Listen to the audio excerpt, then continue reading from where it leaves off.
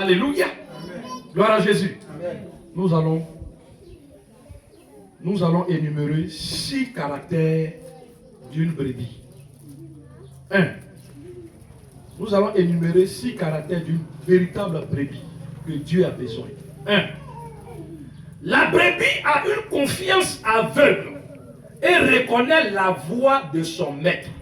Alléluia. Amen. Nous allons plonger le regard dans la parole de Dieu que notre soeur a lu tout à l'heure.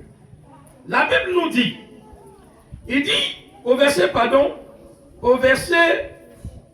27, il dit, mes brebis entendent ma voix, je les connais et elles me suivent. Alléluia. Mes brebis connaissent ma voix. Quand tu es chez toi à la maison, tu connais la voix, tu peux connaître la voix de tes enfants. Sans même que tu les regardes. Quand ils commencent à crier là-bas, tu sais que c'est ton enfant qui s'appelle Fred qui a crié. C'est ton enfant qui s'appelle Marius qui a crié. Alléluia. C'est ta fille qui s'appelle Gloria qui a crié là-bas. Alléluia. Parce que c'est ton enfant.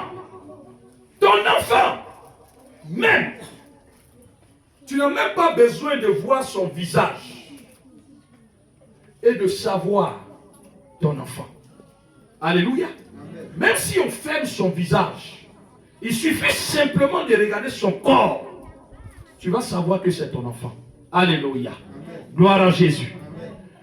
Amen. Une brebis que Dieu connaît.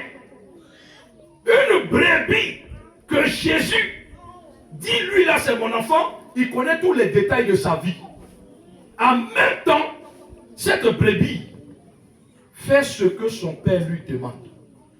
Il dit, mes brebis à moi là, entendent ma voix.